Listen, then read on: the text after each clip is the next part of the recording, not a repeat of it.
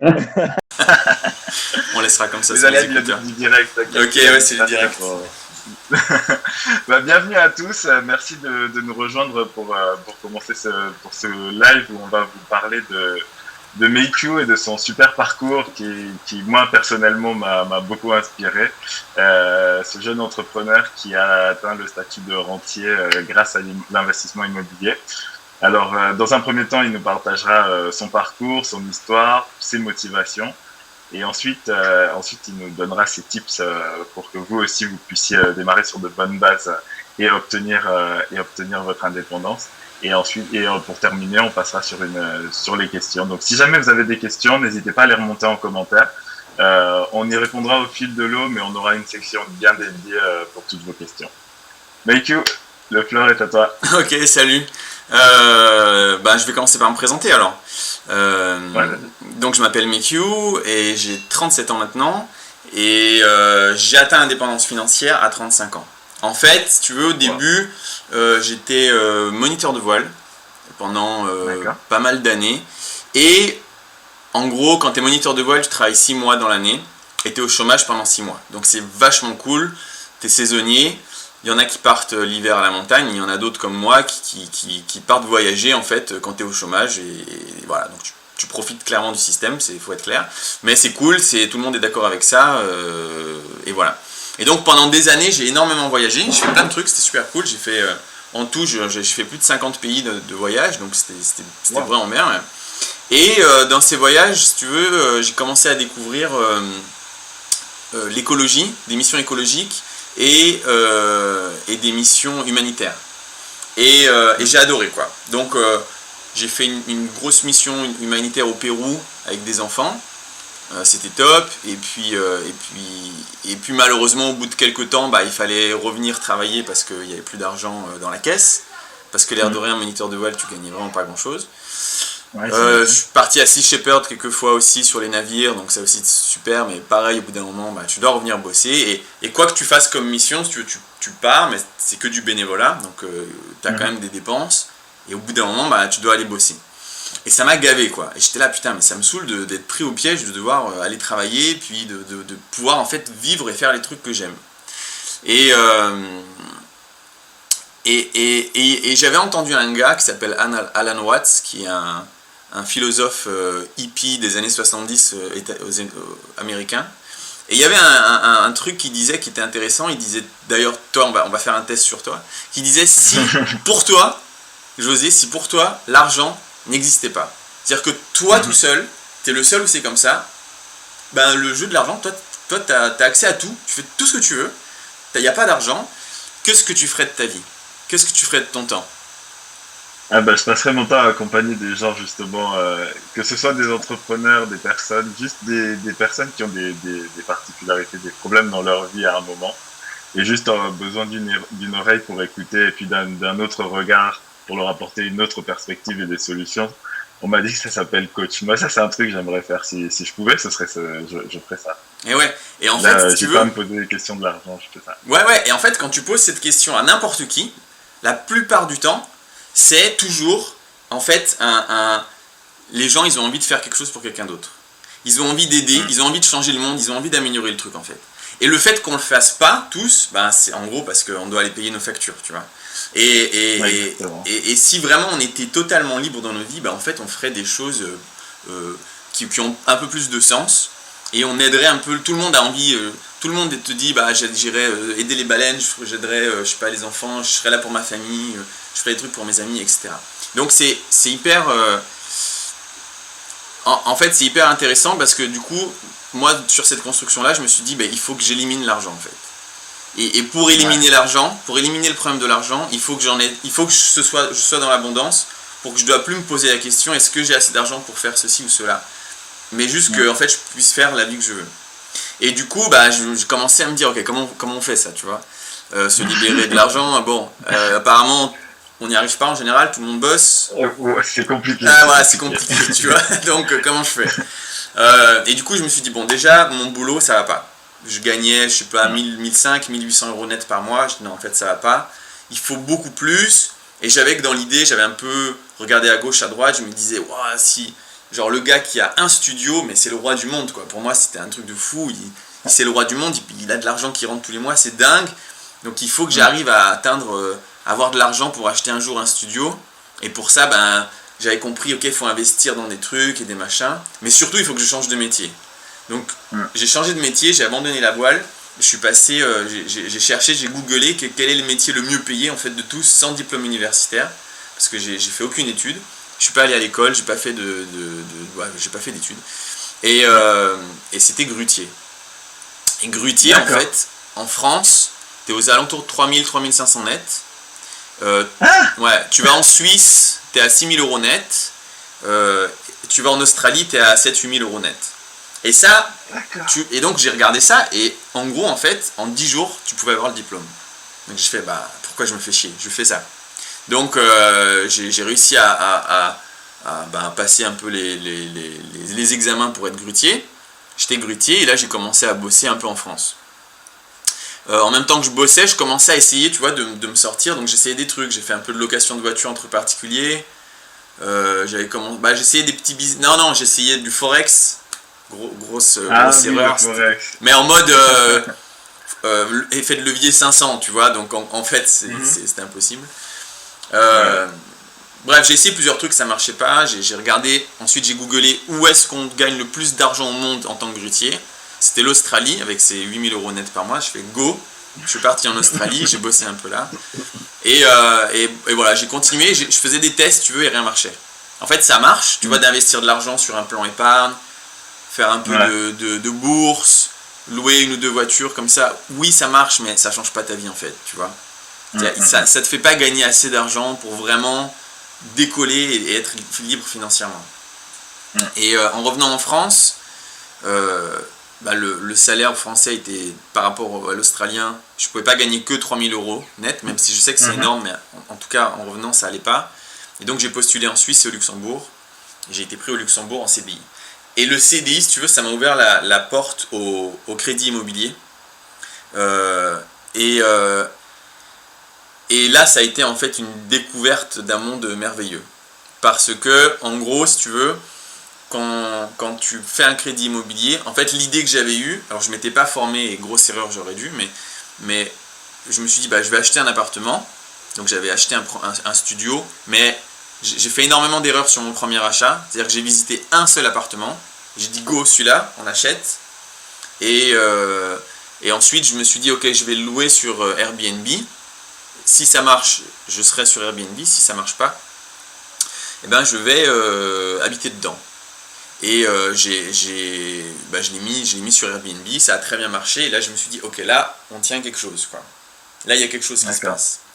Mais cet appart-là, tu l'avais du coup acheté dans quelle ville? Alors, je l'avais acheté à Thionville. Donc, les appartements, je les ai achetés à Thionville. C'est à la frontière luxembourgeoise. Donc, j'avais une clientèle française, essentiellement, mais pas mal qui allait travailler au Luxembourg. Il y a aussi une centrale nucléaire qui est là. Donc, il y a les centrales nucléaires, il faut le savoir, c'est une mine d'or pour l'immobilier. Il y a des milliers de personnes qui travaillent à l'intérieur. Et ils sont perpétuellement en rotation entre les différentes centrales. Donc c'est des milliers de personnes qui cherchent des logements pour 2, 3, 4 semaines, 1 mois, 2 mois. Et donc c'est des gens qui sont prêts à payer très cher pour avoir quelque chose, parce que c'est très dur pour eux, sinon ils se retrouvent à l'hôtel, et c'est quand même moins confortable qu'un appart. Donc j'étais assez bien situé. Et puis voilà, donc j'en ai acheté un premier, ça a marché, j'en ai acheté un deuxième, ça a marché. Et puis j'ai enchaîné comme ça, si tu veux, tous les 6 mois j'en ai acheté un nouveau, avec différentes stratégies. Et puis, en fait, l'idée, le concept, c'était d'acheter un appartement à crédit, entièrement à crédit, de faire en sorte que les loyers que je perçois soient plus élevés que le crédit que je dois payer, ainsi que toutes les charges. Donc, je reçois mon loyer, je paye mon crédit, toutes les charges, et là, il me reste quelque chose. Ce quelque chose, c'est du cash flow, ce qu'on appelle le cash flow. Et en additionnant plusieurs appartements comme ça, j'ai rattrapé mon salaire jusqu'à l'équivalent, voire le dépasser un tout petit peu. Donc ça, c'était seulement en cash flow. Et en plus de ça, j'avais un petit parc immobilier qui avait une certaine valeur quand même, qui se remboursait tous les mois tout seul, et donc qui me créait en plus du capital en plus. D'accord. Quand j'ai eu assez d'argent en cash flow pour atteindre mon salaire, bah, j'ai démissionné tout de suite. Attends, je coupe un truc.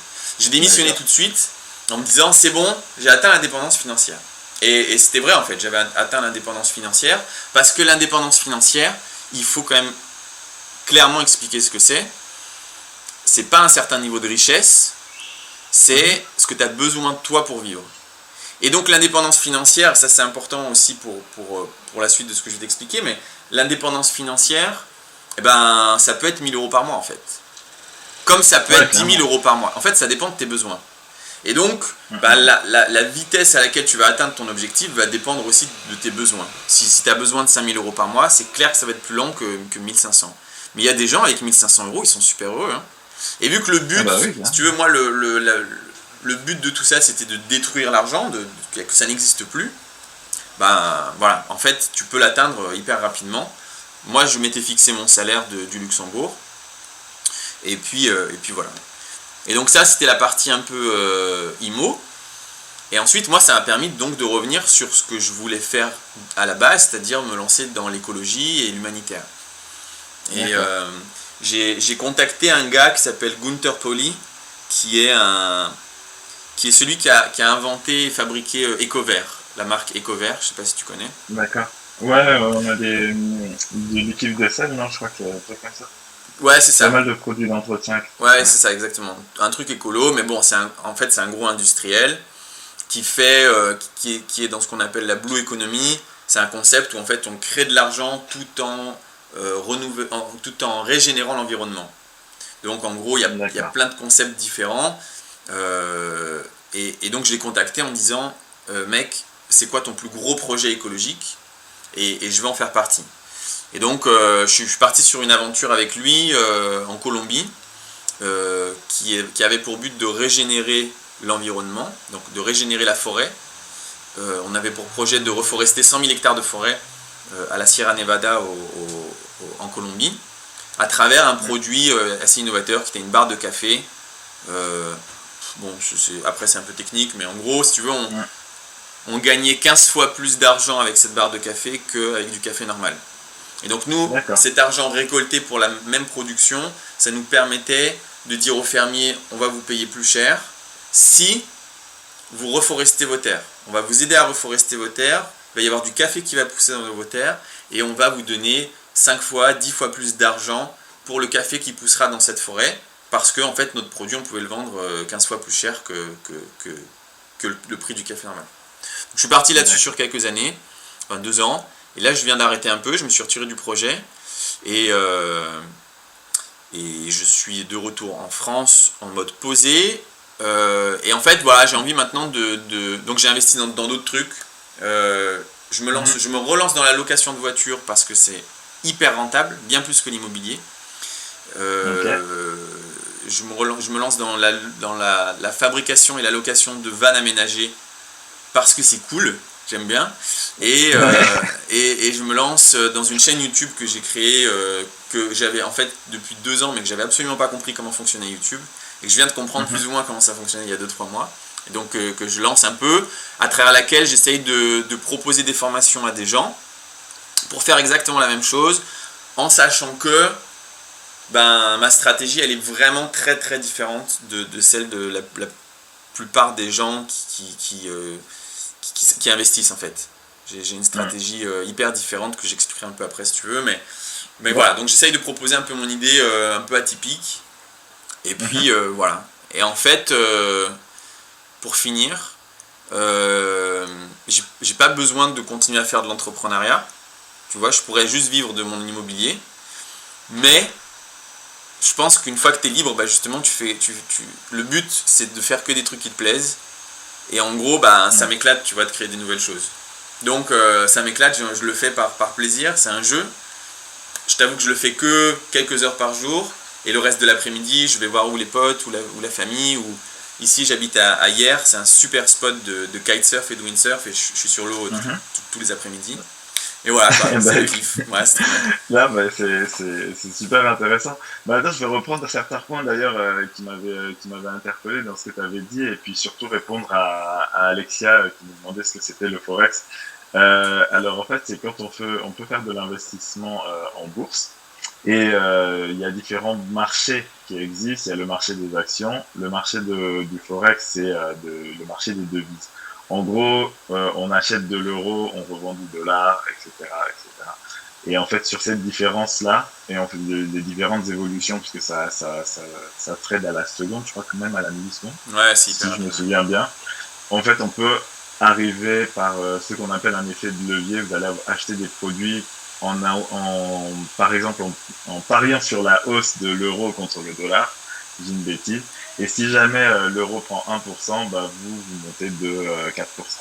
Donc c'est ce qu'on appelle l'effet de levier et qui permet d'investir un peu sur ces marchés. Mais qui sont très volatiles et très dangereux à utiliser, je trouve. En tout cas, quand on n'est pas un investisseur aguerri, c'est pas forcément Non, mais en vrai, un c'est un placement métier, que hein. je recommande. En vrai, c'est un métier, quoi. C'est un métier, on se rend pas compte, hein, on Ouais, se ouais. rend pas compte. Il faut un C'est mental de dingue. Il faut un super mental, sinon on tombe dans des pièges. Ouais, Ouais, c'est quelque chose que je fais plus ouais, personnellement. Tu vois, autant investir sur du long terme, oui, ouais, parce qu'il y a cet effet d'intérêt composé qui est hyper important à comprendre mhm, si tu veux devenir libre financièrement. Les intérêts composés sont hyper importants. Donc oui, investir sur différents supports, c'est sympa. Mais le forex, bah, c'est un métier, quoi. Il faut rester devant ton ordi des heures. Il y a des mhm, moments dans la journée qui sont clés où il faut être là durant les moments de la journée. Enfin, bon, c'est pas ouais, trop la liberté, quoi, du coup. c'est clair. Et justement, toi, tu parlais d'intérêt composé. C'est marrant, nous, on a un personnage qu'on met assez en avant sur la chaîne Entrepreneur Mindset pour les vidéos et parce qu'il est fou d'immobilier, c'est Robert Kiyosaki. On a sorti pas mal de vidéos et c'est vrai que moi j'avais eu la chance de lire son livre et il parlait justement de cette notion d'intérêt composé et j'aimerais bien qu'on prenne le temps d'expliquer justement pour ceux Ouais, qui veulent investir dans l'immobilier et qui se posent la question de comment faire.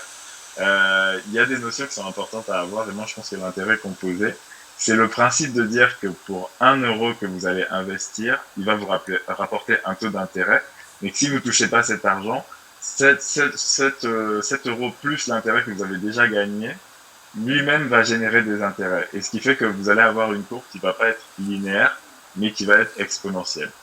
Dans l'idée, c'est un peu ça. attends, je vais te donner des Après, je te chiffres. laisse Je vais te donner corriger. un chiffre parce que c'est intéressant. Parce qu'en fait, si tu veux, Ouais. dans le truc. Non, mais c'est dingue, tu vois, juste pour que les gens comprennent un peu. Parce que, en fait, si tu veux, l'immobilier, dans le monde dans l'investissement pour être financièrement indépendant, etc., l'immobilier, en fait, c'est qu'une étape. En immobilier, moi, j'arrive à avoir entre du 10 et du 15% de rentabilité nette. Et ce que j'explique aux gens, c'est d'avoir la même chose, tu vois, entre 10 et 15% net. Mais en fait, parmi tous les trucs un peu atypiques qui existent, c'est nul. Tu vois, 15% de Ouais, rentabilité, c'est clairement. naze, tu vois. En fait, il y a des trucs que tu peux faire. Voilà, sur les voitures, je suis entre 40 et 60%. Sur les vannes, je suis à 100% de rentabilité. Et il y a d'autres projets sur lesquels je veux travailler, qui sont par exemple d'acheter des terrains et de faire des logements atypiques, genre tiny house, des trucs comme ça. Et là, Mhm. encore pire, tu vois. Non, Ouais. donc l'immobilier, en fait, en termes de rentabilité, c'est vraiment nul. Mais Mhm. c'est le seul moyen qu'on a en France en tout cas, c'est le seul moyen qu'on a pour créer du capital en tant que particulier à partir de rien. Parce que, et là je reviens sur les intérêts composés, parce que je savais que ça allait sortir ça. Si tu arrives à avoir 200 000 euros, donc déjà pour avoir 200 000 euros, c'est quand même une belle somme. L'immobilier, franchement, avec l'immobilier, c'est hyper rapide d'avoir 200 000 euros grâce à Mhm. toutes ces techniques. Mais une fois que tu as ces 200 000 euros et que tu sors de l'immobilier, et que tu vas faire autre chose, et que tu fais, donc j'ai mis 200 000 euros investis à 20% par an. Donc sur des trucs un peu différents. Hein. Là, je te parle pas du PEL ou du livret A et toutes ces conneries. Euh, à 20% par an et que tu le laisses pendant 30 ans. Donc aujourd'hui, tu as 34 ans. Tu le laisses pendant jusqu'à tes 64 ans. À 64 ans, tu as 76 millions d'euros. Alors, c'est débile, hein, parce que effectivement, tu vas un peu utiliser l'argent, mais tu vois, 200 000 euros, et c'est vraiment faisable d'avoir 200 000 euros aujourd'hui. Placé à 20%, Ouais. franchement, 20%, c'est pas ouf, hein, c'est pas si difficile, quoi. Tu touches pas pendant Mhm, 30 mhm. ans, 76 millions d'euros. Et en Ouais. fait, nous, on n'est pas éduqué, on n'est pas du tout éduqué comme ça, tu vois. On est en mode, bah, il faut aller Mhm. bosser. Si j'arrive à mettre 200 euros de côté par mois, c'est cool. Mais en fait, on est à des années-lumière de ce qu'il faut faire. Tu vois, donc l'idée après là, c'est de se dire, attends, comment on fait pour avoir 200 000 euros? Parce qu'après, une fois que j'ai 200 000 euros, là, la boule de neige, elle est partie. Et la retraite, mais c'est même... combien de gens vont travailler en se disant, il faut que je pense à ma retraite? Non, mais si t'as 76 millions, tu t'en fous quoi de ta retraite. Vraiment, c'est bien le sûr, pire bien des soucis, sûr. quoi. Attends, 76 millions de bonnes raisons de ne même pas y penser. Bah ouais, non mais c'est ça. Donc, Attends, justement, je rebondis sur un truc, parce que ton parcours a l'air de faire écho à Mo Sangaré. Lui, il est comme toi, du coup, il aimerait investir dans l'immobilier, il n'a pas de formation dans l'immobilier, il se demande comment faire. Donc, si on reprend un peu ce que toi tu m'avais expliqué, c'était surtout, tu avais commencé par te trouver un job qui était suffisamment bien payé pour te permettre d'avoir un premier capital, et tu as fait ton premier achat, c'est ça? alors, il y a plein de choses différentes qu'on peut faire.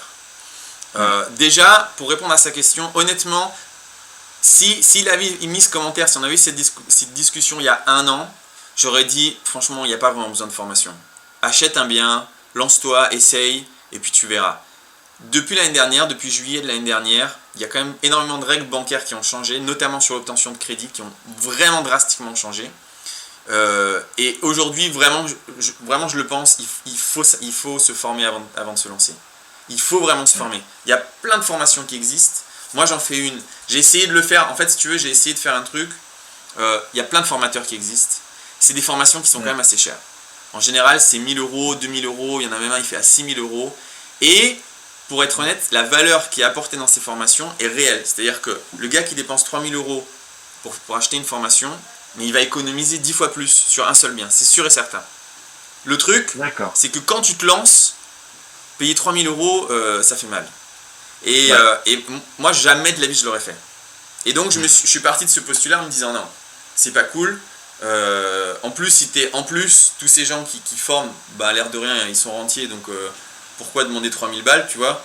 Ils ont déjà des rentes dans tous les sens, donc c'est toujours avoir plus. Moi, j'ai fait une formation un peu pareil, tu vois, qui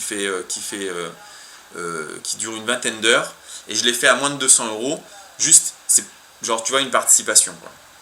Donc déjà, il faut se former. Alors que ce soit avec moi ou avec d'autres, il faut vraiment se former pour comprendre absolument tout comment ça marche. Ensuite, effectivement, il faut... Alors, le top du top, c'est un CDI. Si tu as un CDI, vraiment, tu es le roi, tu as accès au crédit. Mais, si tu n'as pas de CDI, il y a plein d'autres choses que tu peux faire pour aussi investir dans l'immobilier. C'est des techniques qui sont malheureusement pas du tout assez connues, qui ne sont pas répandues, mais qui le sont. Je peux t'en citer quelques-unes. Il y a la sous-location, qui est un véritable moyen, c'est-à-dire que n'importe qui, tu es au chômage, tu n'as pas de boulot, tu n'as pas d'argent, si tu arrives à aller voir un propriétaire qui loue un appart, mettons, tu es à Lyon, il y a un gars qui loue un studio à 600 euros. Tu vas le voir, je dis un chiffre au hasard, peut-être ça vaut plus, je sais pas, mais tu vas voir ce gars et tu lui dis, ouais, moi, je vais louer votre appartement 600 euros, mais c'est en toute honnêteté, je vais en faire un Airbnb. Et donc, je vais sous-louer votre appartement en Airbnb. De ce que tout le monde va dire, c'est totalement illégal. En fait, c'est illégal avec un certain type de bail, avec le bail qu'on utilise perpétuellement, qui est le bail du logement de la loi 1989, et effectivement là ça n'a absolument pas le droit. Mais tu as plein d'autres baux que tu peux utiliser. Tu as le bail commercial que tu peux utiliser, tu as un bail dérogatoire que tu peux utiliser, et qui te donne réellement le droit de sous-louer l'appartement avec l'accord du propriétaire. Le bail, c'est inscrit dans le bail, et donc quelqu'un qui n'a pas de boulot, ben, en fait il peut déjà investir dans l'immobilier, c'est-à-dire qu'il peut avoir un premier appart, pourquoi pas un deuxième s'il arrive à motiver quelqu'un d'autre. Et il y a des gens comme ça de ce système, ils ont 10, 20, 30 appartements qui sont comme ça en sous-location, ou en Airbnb ou en colocation, et qui arrivent sur chaque appart à avoir 300, 400, 500 euros de cash flow. Mais il en a 10, tu as 5000 euros par mois, et tu as déjà atteint l'indépendance financière, en fait, tu vois. Ouais, clairement. Parce qu'en fait, voilà, ça va vite. Donc tu as cette solution-là. Tu as une autre solution, c'est si tu es formé. Si tu sais exactement ce que tu fais et que tu as bien compris le système de l'immobilier, sachant que c'est pas compliqué. En fait, je te jure, on a l'impression quand on ne connaît pas que c'est un gros truc, que c'est... Mais si moi j'ai réussi en n'ayant pas fait d'études, en étant un mec qui sort de la planche à voile, je te garantis que n'importe qui peut réussir, quoi. C'est pas compliqué, c'est juste plein de règles de jeu à comprendre. Et une fois que tu as tout compris, tu as vraiment le tableau qui s'ouvre devant toi et qui dit ok, bah en fait c'est super simple. Et il suffit de faire après. Une fois que tu as compris comment ça marche, il suffit de faire. Et donc, une autre solution pour quelqu'un qui n'a absolument pas d'argent, qui n'a pas une bonne situation, c'est de savoir. Si ce gars-là, il sait exactement comment ça marche, il peut créer ce qu'on appelle une SCI. Une SCI, c'est une société civile immobilière. C'est une société qui a pour but de créer un patrimoine immobilier. Tu as plusieurs types de SCI, mais le moment de la création de la SCI, il faut vraiment pas beaucoup mettre d'argent dedans. Tu peux créer une société avec 100, 200, 300 euros si tu veux. Et quand tu crées une société, tu dois trouver un associé qui lui a une bonne situation, qui lui a un beau CDI, qui lui a beaucoup d'argent, a une très bonne situation que les banques vont suivre, mais qui n'y connaît rien en immobilier. Ou il n'a pas le temps de s'en occuper, ou n'importe quelle autre raison. Donc quelqu'un qui est formé, il peut très bien aller chercher un appartement, trouver une super affaire avec 15% de rentabilité nette, et appeler un de ses potes ou un de ses gars, ou chercher, il y a des moyens de trouver une de ces personnes qui lui a une très bonne situation mais il n'a pas le temps. Et de dire, voilà, on crée une société ensemble, moi je m'occupe absolument de tout, donc j'ai trouvé déjà la bonne affaire, je vais faire les travaux s'il y a besoin de faire des travaux, je vais m'occuper des locataires, je m'occupe de tout, d'aller au notaire, de trouver le financement, etc. Et lui, il va juste être là pour le dossier. Et quand la SCI va faire un crédit, c'est pas Pierre et Paul qui vont faire un crédit, c'est la SCI. Ensuite, la SCI.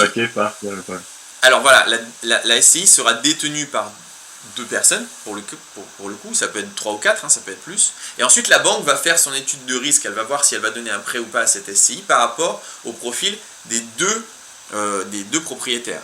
Un, elle va dire, lui, il est nul, jamais de la vie on va lui donner quoi que ce soit. Et l'autre, waouh, il est super.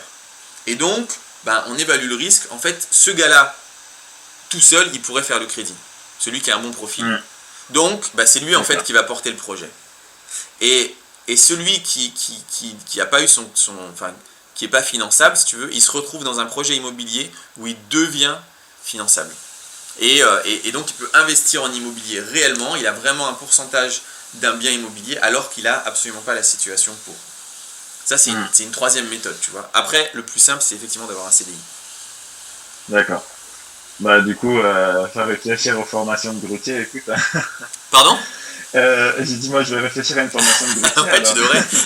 Tu devrais. Écoute, d'ailleurs, justement, je rebondissais là-dessus. Je sais plus quelle personne dans les commentaires avait parlé de ces 20% de rentabilité. Est-ce que tu peux expliquer ce que tu entends par des 20% de rentabilité, pardon? Voilà, en fait, tu vois, ça c'est vraiment un des trucs. Pour moi, si tu veux, le système un peu, il est fait. Il y a plein de pièges.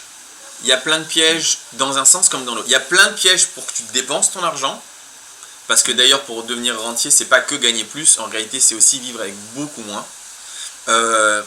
Et de l'autre côté, tiens, je fais juste une pause là-dessus. Donc là, je commence à me lancer dans la location de voitures. J'achète des voitures d'occasion. Elles ont entre 7 et 10 000 euros de valeur, tu vois, et j'en achète plusieurs. Et moi, je me suis acheté une voiture. Et je me suis acheté une poubelle. Un truc, mais pourri, quoi. Et je me dis, mais je m'en fous, en fait. Pourquoi est-ce qu'on achète une belle voiture? Mais c'est l'image, en fait. Tu vois, c'est l'image. Tu es dans ta belle bagnole, tu te sens bien. Et tu renvoies une image qui est cool face aux autres. Mais quand tu es rentier et que, en fait, tu t'en fous, quoi. Tu t'en fous de tout ça, tu vois. Et il n'y a aucune... voilà, moi, je préfère avoir une voiture toute pourrie. Quand je mets mes planches à voile dedans, il y a plein de sable, je m'en fous. Tu vois. Voilà, ça c'est... Donc réduire un peu ses dépenses. Ah oui, pour les 20%, pareil, on ne nous apprend pas qu'en fait, placer de l'argent à 20%, c'est pas du tout impossible. Il y a plein de placements que tu peux faire qui atteignent ces 20% de rentabilité. C'est-à-dire que pour ceux qui ne connaissent pas du tout, c'est-à-dire tu mets 1000 euros sur un placement que je vais citer après, et à la fin de l'année, ton placement il vaut 1200 euros. Et donc tu as gagné 200 euros, soit 20% de rentabilité sur ton placement. Et qu'est-ce qu'il peut y avoir? En vrai, l'immobilier, on peut atteindre les 20%. Sur des très bons placements, on peut atteindre les 20%. Après, ça va être des placements un peu... c'est du boulot, tu vois. Ça va être un Airbnb, par exemple, où là, clairement, c'est du travail Airbnb, mais tu peux sous-traiter. Tu peux tout sous-traiter, d'ailleurs. Les voitures de location. Donc pareil, là j'ai fait une petite formation aussi pour expliquer comment ça marche la location de voiture entre particuliers, parce que c'est quelque chose qui est, d'après moi, pas du tout assez exploité. Et tu peux avoir, tu peux être, mais tu es bien au-dessus en fait, tu es entre 40 et 60% de rentabilité, voire même plus si tu utilises d'autres techniques. Donc là les 20% déjà on les explose. Tu peux avoir, qu'est-ce que tu peux avoir à 20%? Ben en fait des trucs atypiques. Tu vois, je devrais pas le dire parce que je suis sûr qu'on va me copier, mais je vais le dire quand même. C'est une bonne chose, la concurrence. Ouais, c'est une bonne chose, la concurrence. En plus, ça va donner. Moi, je pense que ça va que te servir parce que du coup, les gens vont se dire ce mec-là, il a des vraies bonnes idées. Est-ce qu'on n'irait pas voir sa formation plutôt que Ouais, la bah formation peut-être. de gens qui sont déjà rentiers? Ouais, c'est vrai, c'est vrai. Non, mais par exemple, tu vois, ici, je prends mon exemple à Hier. Donc Hier, c'est une petite ville au bord de la mer. C'est touristique l'été, c'est très tranquille. Et cet été, je me suis amusé un peu à regarder les Airbnb disponibles en été et un petit peu au printemps. Ben, un, il n'y en a pas beaucoup, parce qu'en fait, c'est hyper loué. Et deux, c'est hyper cher.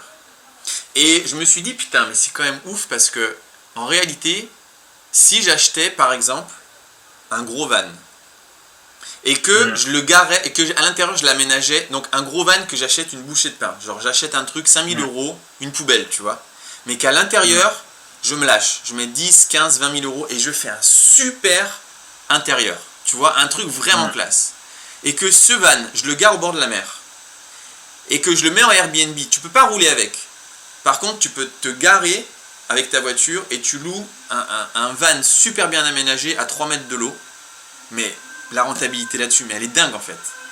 Ah bah bien sûr. Moi, ça va me coûter quoi? 30 000 euros à tout casser et je vais le louer 150, 200 euros la nuit. En un an, je les rembourse le truc, tu vois. Et donc, je suis à des rentabilités, mais je suis à 100%, 150%, 200% s'il faut. Donc, du 20%, oui, je parle pas de compte, tu vois, où tu vas cliquer, tu vas mettre de l'argent et puis ça va marcher, tu vas avoir 20%. Bien qu'il y a des trucs comme le S&P 500 quand même qui est à 10% de rentabilité en moyenne sur les 40 dernières années, bon c'est pas mal quoi, tu vois. Après, j'explique rapidement hein, pour ceux qui nous regardent, le S&P 500 c'est un indice boursier américain, des valeurs boursières américaines, les 500 plus grosses entreprises américaines. Et si on revient sur les intérêts composés, toi tu connais mieux que moi je pense, mais il me semble qu'à 10%, en 6 ou 7 ans, on a doublé son capital de départ. Ouais. Donc, S&P 500, c'est littéralement un clic. Hein. Tu arrives, ou 2 ou 3, quoi, tu vois. Tu vas, voilà, je mets 100 000 euros, poum, un clic, tu reviens 6 ans plus tard, t'as fait 100 000 euros. Ben, rien que ça, en fait, tu vois. En vrai, hein, rien que ça, 100 000 euros que tu divises sur 5 ans, que tu divises par 12 mois, ben, ça te fait un petit salaire pour vivre. Et t'as rien perdu. Ouais, clairement. Tu vois, et donc l'indépendance financière, elle n'est pas inaccessible. Et donc, tous ces trucs-là où on voit des placements à 2%, 3%, 5%, bah, déjà, là je demande au banquier que tu es, déjà je suis sûr que la banque, elle fait beaucoup, beaucoup plus. Elle doit être à du 10 ou du 15 ou je sais pas combien. C'est pas, donc si à mon avis, on te donne les miettes. À mon avis, on te donne les miettes. Bon, c'est compliqué pour les banques en ce moment aussi. Ouais, peut-être pas en ce moment alors. Pour être totalement honnête, parce que c'est vrai que là, ça va devenir assez technique, mais il y a énormément de liquidités sur le marché, ce qui fait que bah, ça devient de plus en plus difficile pour des banques, compte tenu de leurs moyens d'investissement conventionnels, de trouver des sources de rentabilité. Telles quelles, et du coup c'est vrai qu'elles ont tendance à proposer des produits à des taux qui sont plutôt bas. Ouais, elle nous pique pas alors. Mais voilà. Mais non, mais par contre c'est vrai que honnêtement moi j'en ai parlé avec pas mal de gens même qui me connaissent, on échange pas mal là-dessus. Si on va chercher son investissement soi-même et qu'on est prêt à le faire soi-même et à entre guillemets mettre les mains là-dedans, c'est possible de commencer avec n'importe quel montant, effectivement. Exactement. Moi, je parlais souvent pour l'immobilier, je disais à des personnes qui n'ont pas forcément de gros revenus, qui sont pas forcément en CDI, il y a la possibilité d'investir dans des fonds, dans des parts de SCI, de SCPI, etc.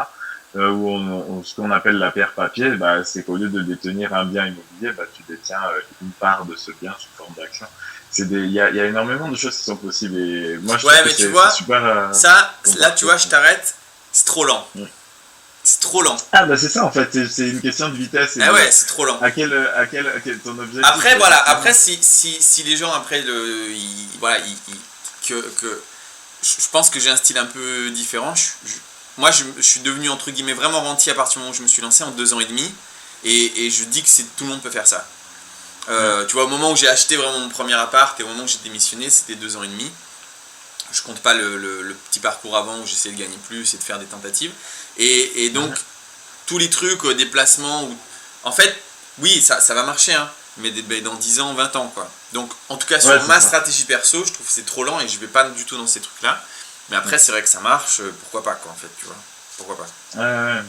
Non, mais c'est clair parce que c'est comme tu dis, hein, c'est en fait chacun avec son objectif, la vitesse à laquelle il veut aller. Et c'est vrai que moi je trouve que bah, c'est pas mal de gens dans ton cas qui ont justement qui sont passés par ce filon de Airbnb. Et c'est incroyable en fait les rentabilités qu'on peut obtenir là-dessus. Bah, en fait, Tout en passant aussi. ça, c'est hyper important pour tout le monde de comprendre. En fait, tu vois, il y a plein de possibilités. Je te parle de trucs à 20, 30, 40%, je sais pas quoi. Mais en fait, au début, en fait, t'as vraiment que l'immobilier au début. Si Ouais. t'as pas un capital de départ, pas, moi je viens d'un milieu assez pauvre, je sais qu'il n'y avait Ouais. aucun de mes potes ou de ma famille même qui avait 2 000 € de côté, quoi. Donc tu vis au jour le jour. Si vraiment tu es dans ce cas-là, que tu vis au jour le jour, si tu as 50 000, 100 000, 150, c'est différent. Si tu as un héritage, c'est différent. Mais si vraiment Ouais. tu vis un peu avec juste ton. Bah en fait, même si tu achètes une voiture et que tu es à 40%, bah c'est que 40% de 5 000 €, ça va rien changer à ta vie. Donc en Non, c'est fait, ça. au début, il n'y a que l'immobilier. Parce que Ouais. l'immobilier, ça te permet d'investir de l'argent qui n'est pas à toi. C'est le seul moyen où la banque, elle va venir, elle va te dire, ok, tu veux 200 000 €, les voilà. Et sur Ouais. ces 200 000 € là, tu vas faire 10-15% de rentabilité de l'argent qui n'est pas à toi. Et donc, tu vas vraiment créer un capital de départ grâce à ça. Et effectivement, tu vas pouvoir utiliser des méthodes pour aller fort. Airbnb, colocation, c'est les deux trucs les plus forts. Il y a aussi de la division, il y a de l'achat-revente, mais Mhm. c'est assez compliqué. Quoique, il y a certaines Mhm. techniques d'achat-revente qui ne sont pas compliquées. Et en fait, c'est un peu, si tu veux, pour moi, dans ma vision des choses, c'est la première étape, quoi. Ouais. Première étape, immobilier. Une fois que tu as 2, 3, 4, 5 appartements, que tu as ton cash flow qui rentre, que. Attends, je ferme la fenêtre, il y a un peu de bruit. Il y a ton cash flow qui rentre, il y a ton capital de départ aussi qui grossit, parce que l'air de rien, tous les mois, tu rembourses de l'argent à la banque. À un moment, tu revends ça, tu te retrouves. Moi, c'était mon cas en fait. Tu revends ça et tu te retrouves avec 300, 400, 500 000 €. Et là, c'est parti en fait. Là, Ouais. tu vas plus être arrêté en fait. Mais au début, première étape, IMO. Parce que ça, voilà, on va te donner 200 000 € pour que tu les fructifies, quoi. D'accord. Et du coup, on a une question. Tu nous as dit que tu repassais sur YouTube. Bah, je te souhaite la bienvenue d'ailleurs. Et Merci. ouais, donc on a partagé dans les commentaires le lien vers ta chaîne. Cool, Mais merci. si tu peux nous donner un peu plus d'informations sur le type de formation que tu proposes et ce qu'on a vraiment à gagner à te suivre sur YouTube. Bah, sur YouTube, alors, je donne vraiment pas mal d'infos sur YouTube, je pense. Peut-être trop, mais je donne pas mal d'infos. Sur YouTube, il y a un truc qui va pas être dans les formations, c'est que souvent j'essaye de faire en sorte qu'on réduise notre consommation. Tu vois, après, ça c'est mon côté et écolo et radin. Pour dire, bon voilà, en Hum. fait, moi j'ai des potes, si tu veux, ils gagnent une fortune. Ils ont une fortune de côté, ils gagnent une fortune de côté. Enfin, ils gagnent une fortune tous les mois et ils dépensent tout en fait. Tu vois, et en Ouais. fait, ces gars-là, même s'ils ont de l'argent, ils sont plus loin de l'indépendance financière que quelqu'un qui réduit vachement ses dépenses. Donc dans les Hum. vidéos YouTube, je parle pas mal de ça, de différentes techniques pour réduire. Pour que, en fait, même avec 1000 €, ça va paraître fou hein, ce que je dis là, hein, mais même avec 1000 €, mais tu peux vivre en fait une vie de dingue. Si tu fais des bonnes choses, tu vois, t'as pas besoin de tellement. 1000 et 1500 €, Ouais. tu te libères de plein d'idées reçues, de plein de pièges de consommation, de plein de pièges de style de vie, de plein. Voilà, ça j'en parle beaucoup sur YouTube. Et sinon, je partage énormément en fait, je partage ce que je fais. Donc là, par exemple, je monte une société de vannes.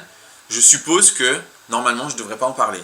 Je devrais dire, oh, je sais pas de quoi on parle, pour pas avoir de la concurrence, pour pas donner des idées aux autres et tout.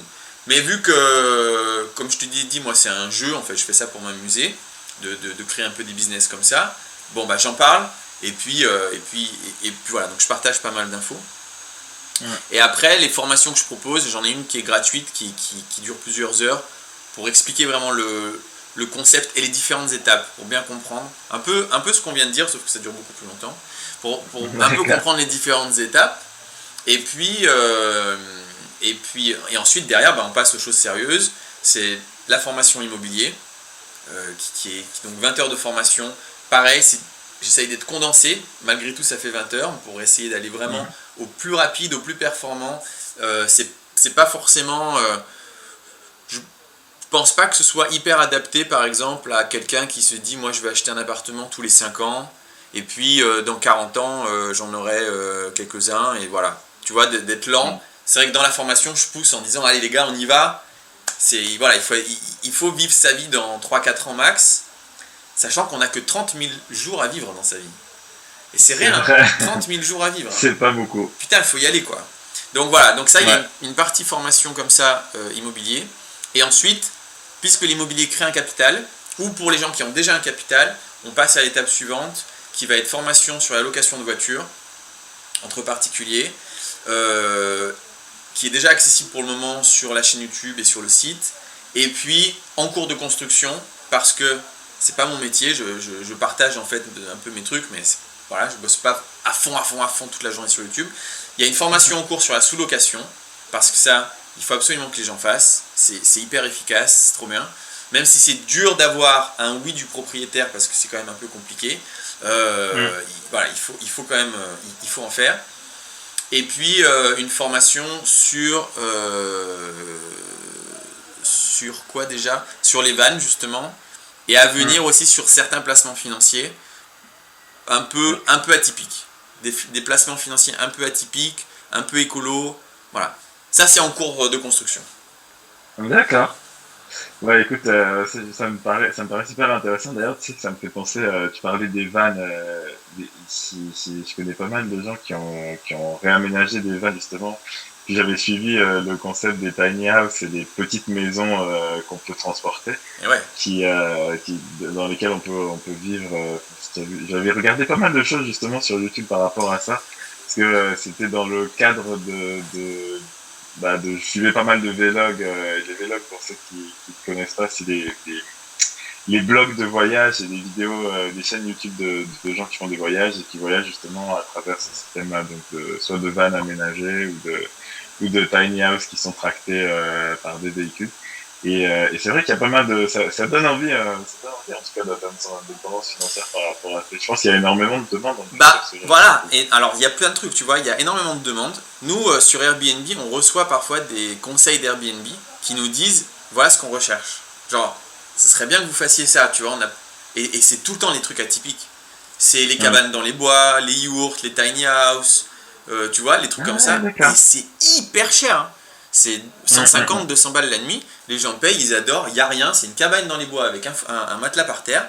Mais en fait, c'est tellement atypique, ça fait une expérience unique.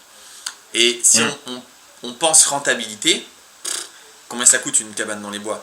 Pas le prix d'un appart, hein. Pas le prix d'un appart, quoi. Et pourtant, tu vas le louer plus cher qu'un appart.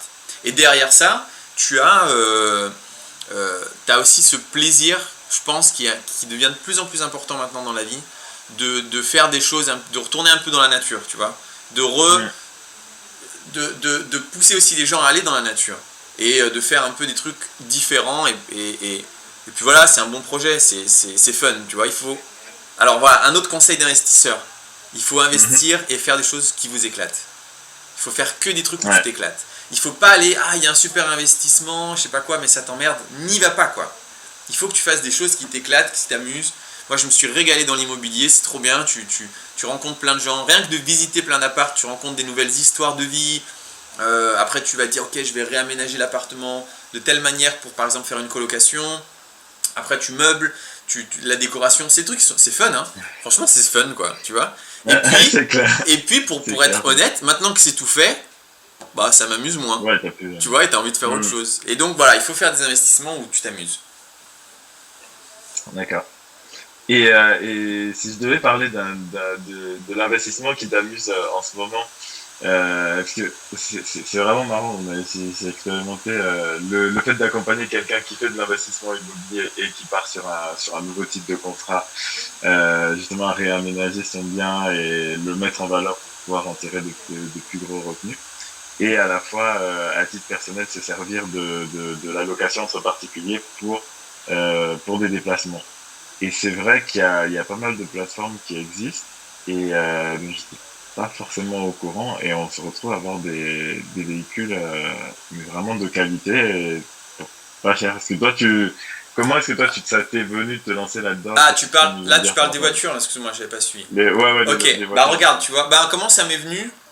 Alors, pourquoi c'est fun pour moi? Parce qu'à un moment, je voulais la Honda Civic, et après j'étais ah non, je veux la Mercedes A, et après j'étais ah non, je veux la Toyota Verso, je sais pas quoi. Et du coup, j'ai un côté garçon avec les voitures, tu vois, j'aime bien. Si je peux pas c'est pas très écolo, mais je Non, trouve que non, c'est c'est un pas peu écolo. Ah, compétitif même, je suis aussi. pas hyper cohérent, hein. Je suis pas C'est que clair, hyper c'est clair. cohérent. Et du coup, je me suis dit putain, mais je les veux toutes. Donc, tu crées un parc immobilier. Bah, c'était trop content quand un parc pardon de voitures. Bah, quand il y en a une qui est dispo, bah, tu la prends et voilà, tu t'amuses avec. Et après, en termes de renta, tu te dis par exemple, je vais te prendre un exemple hyper simple. Tu prends par exemple une une Dacia Sandero. Mhm. Si tu vas sur internet, tu peux en trouver des neuves par des Mhm. mandataires. Donc c'est des mecs qui vont chercher la voiture à l'étranger, genre ils vont la chercher en Pologne, en Bulgarie, je sais pas où elle est vendue moins cher. Ils la ramènent en France et ils te la vendent, eux ils se font une marge et toi en fait tu as une voiture neuve pour moins cher, parfois 20%, 30% moins cher. Tu vas sur un site comme ça, ou même en concession, une Sandero, donc une voiture neuve, elle va coûter 8 000 euros. Tu peux en trouver Ouais. allez, on va arrondir à 9 000 euros. D'accord? 9 000 euros, euh, si je la mets en location entre particuliers, Mhm. à un prix dérisoire. Je la mets à 20 euros par jour. Ce qui est rien. Et même, on va se dire, non mais attends, ma voiture neuve, je vais pas la louer 20 euros par jour. Mais il faut pas avoir d'attache sentimentale avec ça. Donc je loue ma voiture Ouais. 20 euros par jour. Euh, et en fait, qu'est-ce qui va se passer? Bah, en face de moi, il va y avoir d'autres gars qui vont aussi louer leur voiture à 20 euros par jour, parce que ça va être un peu les prix les plus bas. Mais ça va être des 206 de 2001 et des Saxo de 1996.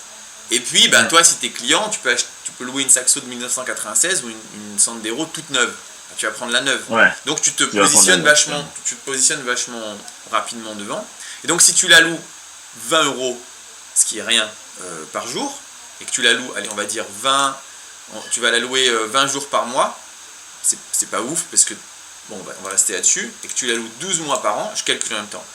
On est à 4 800 euros. Ah D'accord? ouais. On est à 4 800 euros. Alors sur les 9 000 euros, je sais pas combien ça fait, mais tu es aux alentours, tu es à plus que 50% de rentabilité. Ouais. Et si tu penses que en placement financier, rentabilité, bah c'est énorme. C'est énorme. Là, Ah bah ouais, effectivement, la clairement. banque, tu vas pas trouver ça. Et tu as un deuxième effet, c'est que en France, le deuxième plus gros, la deuxième plus grosse dépense qu'on a en tant que particulier, c'est la voiture. J'ai fait la voiture, ouais. Et là, tu détruis cette dépense. Parce que dis-toi que si tu as 3 voitures, 4 voitures, 5 voitures, il y en a quand même une fois de temps en temps qui va être libre. Et tu vas pouvoir Mhm. jongler et toi tu vas avoir une voiture. Et donc à un bout d'un moment, tu n'as plus besoin de voiture. Mhm. Et donc, bah, non seulement tu gagnes de l'argent d'un côté avec des rentabilités de fou, à 50% de rentabilité, c'est juste dingue, et de l'autre côté, tu arrêtes de dépenser avec ta voiture, et qui coûte aussi cher, l'air de rien. Des gens, ils ont des bagnoles en leasing, plus l'essence, plus Bah le oui. machin, en fait, c'est super cher, tu vois. Bah, tu Au élimines final, tout ouais, ça. c'est clair. Tu élimines tout ça. D'accord. Non, moi je trouve super intéressant tes conseils parce que c'est vrai que c'est rare d'avoir une approche justement de passer par l'élimination. T'élimines une dépense, une source de dépenses et tu la transformes en source de revenus. Et Je ouais, trouve ça assez et c'est pour ça que épatant l'immobilier, comme tu vois, tu manière de commences par penser. là, c'est la plus grosse dépense, l'immobilier. Bah, comment faire pour en Ouais. fait éliminer cette dépense, tu vois? Et ben pareil, Ouais. tu te lances dans l'immobilier, t'achètes ne serait-ce qu'un appart. T'achètes un appart, le gars qui va louer ton appart, il va rembourser le crédit et le cash flow que tu vas générer de cet appartement va te payer ton loyer. Poum, tu as éliminé le problème du loyer. Si je fais vraiment simple, tu loues un appart, tu achètes 3 bagnoles, poum, tu as éliminé le problème de la voiture. Déjà, tu n'as plus besoin de grand-chose. Hein.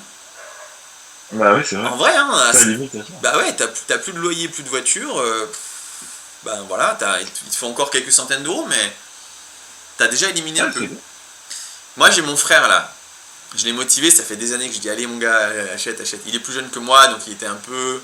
Et puis il est beaucoup plus. Il aime beaucoup plus s'amuser que moi, même si moi j'aime beaucoup m'amuser, lui encore plus, donc vraiment il n'avait pas envie. L'air de rien, il a quand même acheté un petit studio, tout à crédit. Il l'a loué l'été. Et puis il allait travailler parce qu'il était logé à son travail. D'accord. Voilà. Il a gagné plus d'argent avec son Airbnb, un seul, d'un petit studio, que son travail. Tu vois. Et du coup, quand tu penses comme ça, tu te dis putain, mais pourquoi je vais bosser ? Pourquoi je me fais chier à mettre mon réveil le matin, à aller bosser, à rencontrer des gens que j'ai pas forcément envie de voir, tous les jours, à dépenser. L'énergie qu'on dépense dans un travail, c'est dingue.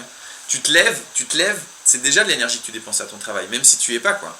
Tu t'es levé pour ton travail, tu vas te préparer pour ton travail, tu fais le transport pour aller à ton travail, tu travailles toute la journée et tu refais la même chose le soir. Quand on dit tu bosses 8 heures par jour, non, en fait tu as travaillé 10, 11 heures par jour.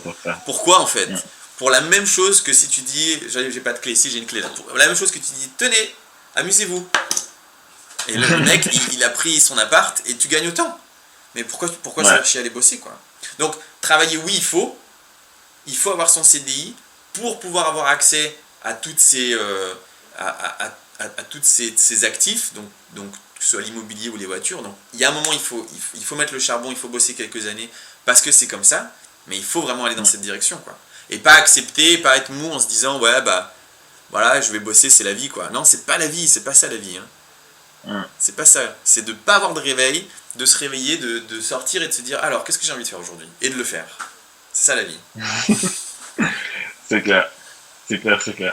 Non, mais c'est bien justement de commencer par se poser cette question-là, comme tu dis, comme tu me l'as fait au début là. Et d'ailleurs, s'il y a des gens qui sont tentés d'y répondre, dites-nous ce que vous verriez si vous pouviez éliminer entièrement l'argent et ensuite le plan que vous mettez en place pour justement atteindre cet objectif-là. Et ouais, et vous allez voir, la plupart des gens en fait, on fait pas du tout la vie qu'on rêve. C'est très. Après, il y a des gens, ils ont des métiers qu'ils aiment et alors c'est parfait. Pour moi, c'est les grands gagnants. Ils n'ont pas besoin de se faire chier avec tout ça. Tu vois, ils ont un métier vraiment qu'ils adorent et pour rien au monde, ils arrêteraient leur boulot. Bah, tant mieux. Parfois, il y en a qui se diraient ah ouais, j'aimerais bien bosser un peu moins. Bah, c'est bon, t'achètes 1 ou 2 appartements et tu bosses un peu moins et puis voilà. C'est les grands gagnants. Mais quand même, la plupart des gens, est-ce que vraiment quand t'étais petit, t'avais envie d'être banquier ? Je suis pas sûr. Tu vois, je suis pas sûr à 100%. C'est clair. Et du coup, j'ai une question de Florent qui demande comment tu fais pour l'immobilier si tu es entrepreneur avec un seul bilan positif depuis 6 mois. Moi, je crois que je peux commencer à répondre et puis je te laisse la parole, mais de mémoire, en tout cas en France, c'est très compliqué d'investir dans l'immobilier quand on est entrepreneur parce que les banques ne prêtent pas aux entrepreneurs.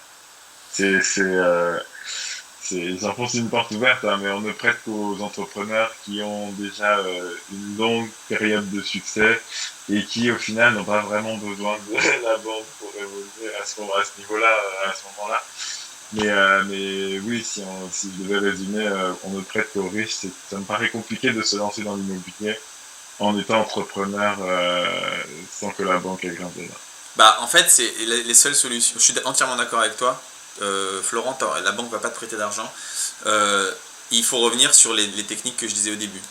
Soit faire de la sous-loc, soit investir avec quelqu'un qui lui a une bonne situation. Mais effectivement, voilà, la banque elle fait une étude de risque, quoi. Donc elle va étudier, ben non, l'entrepreneur en plus qui a que 6 mois avec un bilan positif, non, c'est sûr que non en fait. C'est sûr que non. Ou alors tu as beaucoup d'argent de côté. Et donc cet argent peut, elle peut servir de garantie. Il y a certaines banques qui acceptent de bloquer cet argent, de les placer, donc ça te rémunère quand même un peu d'argent. Ils l'utilisent en garantie, mais Bon, voilà. Mm. Après, si tu as plein d'argent, tu peux faire ça. Ou sinon, mais en vrai, la vraie technique, c'est de trouver des gens qui ont des sous. C'est de trouver des gens qui ont des sous et de trouver des bonnes affaires. Moi, je me mets à la place. En fait, je me remets quelques années en arrière, quand je travaillais, et que je connaissais pas l'immobilier, et que j'essayais de faire un peu d'argent à gauche à droite, mais que j'avais un bon salaire, mais pas le temps, parce que quand tu es grutier, tu n'as plus de vie.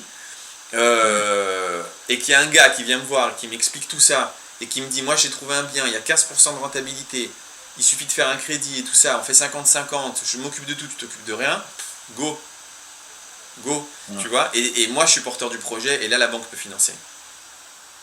Donc il faut vraiment bien savoir, parce que c'est pas juste de trouver un bon bien, il y a énormément de choses à savoir, il faut, en fait si tu veux, le même bien, il peut être une super affaire, selon le montage que tu vas faire, le montage juridique que tu vas faire, le montage au niveau de la comptabilité que tu vas faire, ça peut être une super affaire comme ça peut être quelque chose même où tu perds de l'argent. Donc c'est pas que trouver un bien qui est génial, non, il faut trouver un bien qui est génial, il faut savoir comment faire, justement au niveau des travaux, il y a plein de concepts à savoir, les amortissements, comme je l'ai dit, la forme juridique pour tout ce qui est imposition, il y a plein de techniques à utiliser, des reports pour travaux, etc. Il y a plein de choses à savoir qui font que tu fabriques une bonne affaire. Tu vois, et à la fin, tu peux aller voir un gars et dire voilà, moi j'ai 15% de rentabilité nette sur un bien à 100 000 euros.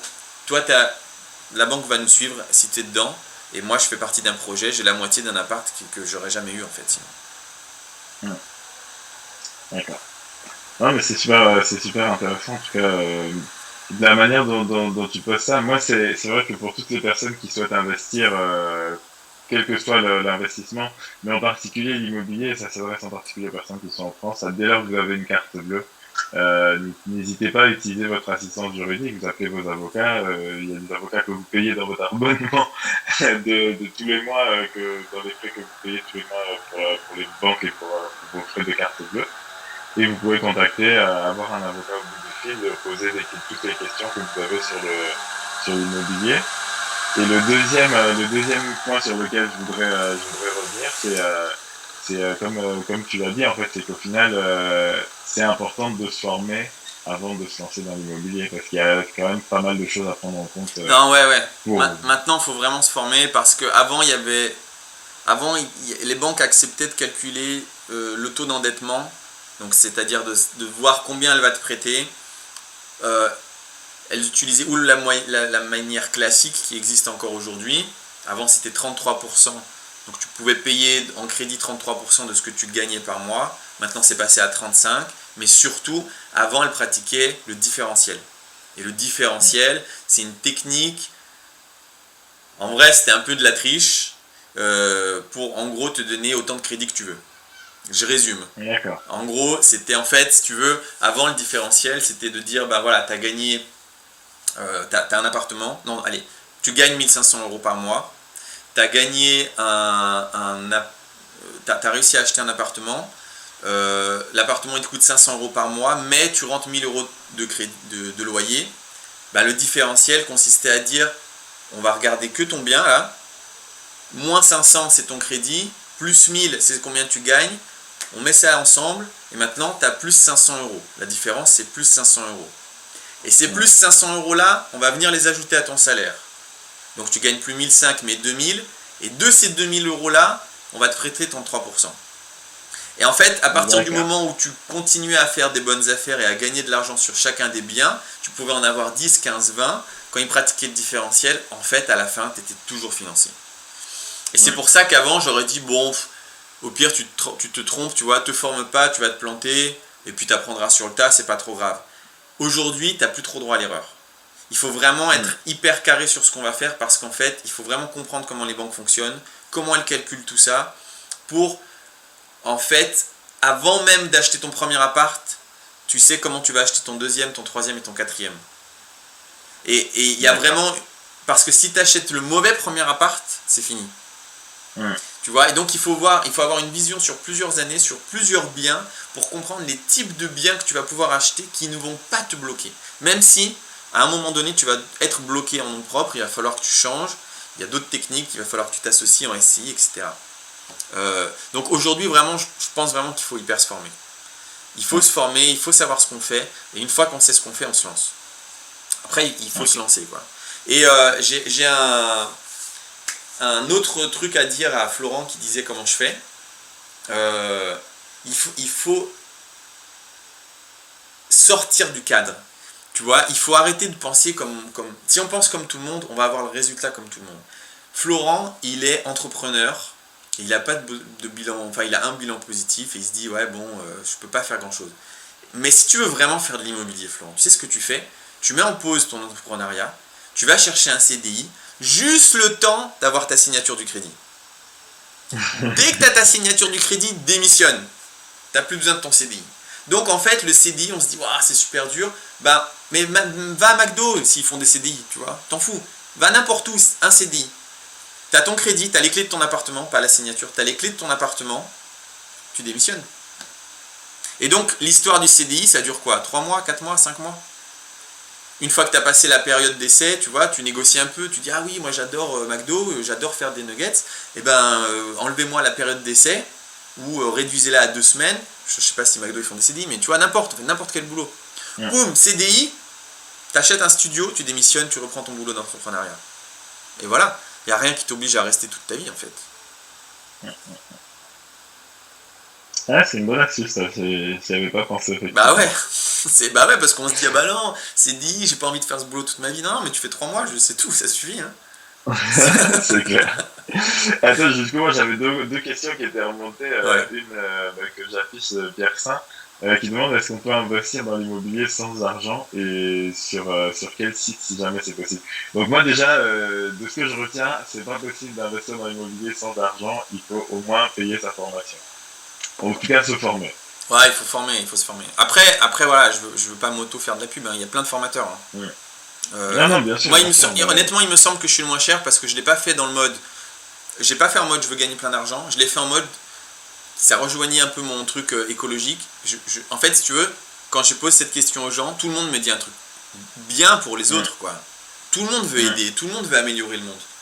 Donc je me dis, plus il y a des gens qui sont financièrement indépendants et plus il y aura des gens qui vont faire des bonnes choses. Donc moi, je veux donner l'accès. En fait, pour être totalement honnête, avant, je la donnais, la formation. Je l'avais fait et je me suis dit, non, moi, je veux juste que les gens ils se libèrent, donc je la donne. Et en fait, quand je la donnais, peut-être tu peux suivre un peu l'évolution des gens dans la formation. Et je voyais en fait, je crois que ça perdait de sa valeur parce qu'on te l'avait donné, tu vois. Ouais, parce qu'on te l'a donné, effectivement. Ouais. Et du coup, je me suis dit, non, ça va pas. Donc, il faut l'acheter, mais je vais faire un tout petit tarif. Mais au moins, quand même, le mec, il met un effort. Comme ça, il va la faire, tu vois. Il va la faire et il va pouvoir se libérer derrière. Donc, en vrai, je pense vraiment que je suis le moins cher du marché. Mais si mon style vous va pas parce que je fais pas très sérieux, et c'est vrai, je suis pas hyper sérieux, et c'est pas grave, quoi. Il y en a plein d'autres qui en sont en costard, cravate, et on a l'impression qu'ils ont fait 10 ans de finance, mais allez avec eux, mais formez-vous, vraiment, tu vois. Il faut se former pour vraiment savoir ce qu'on doit faire et le faire bien. En tout cas, je pense que t'as tes chances, hein, parce que moi personnellement, c'est un entretien qui est hyper plaisant. J'apprends énormément de choses à titre personnel. Et visiblement, dans les commentaires, on a aussi des remontées, des retours positifs en disant que c'est inspirant de voir quelqu'un d'indépendant avec un si grand sourire. Donc continuez comme ça, hein, franchement. J'ai une autre question qui est remontée aussi par rapport à la location de voitures. Je te la passe. Ouais. Comment ça se passe pour l'entretien des voitures, les coûts et comment gérer cette dépense? Ouais. Quand je dis 40-60% de rentabilité, j'inclus tous les coûts. Donc, dedans, j'inclus l'assurance, les réparations, etc. Maintenant, comment ça se passe pour l'entretien de la voiture? Il y a plusieurs choix. Un, tu le fais toi-même. En sachant que, alors je vais donner des chiffres, en gros une voiture, si tu fais bien les choses, tu peux gagner, disons, on va faire une moyenne à 300-400 euros par mois. Donc, tu en as 5, probablement que déjà tu gagnes plus que ton salaire. Tu vois? Donc déjà, si le seul boulot que tu as à faire, c'est de passer la spin une fois de temps en temps, tu le fais. Ça, c'est une première solution. Deuxième solution, tu trouves quelqu'un pour le faire.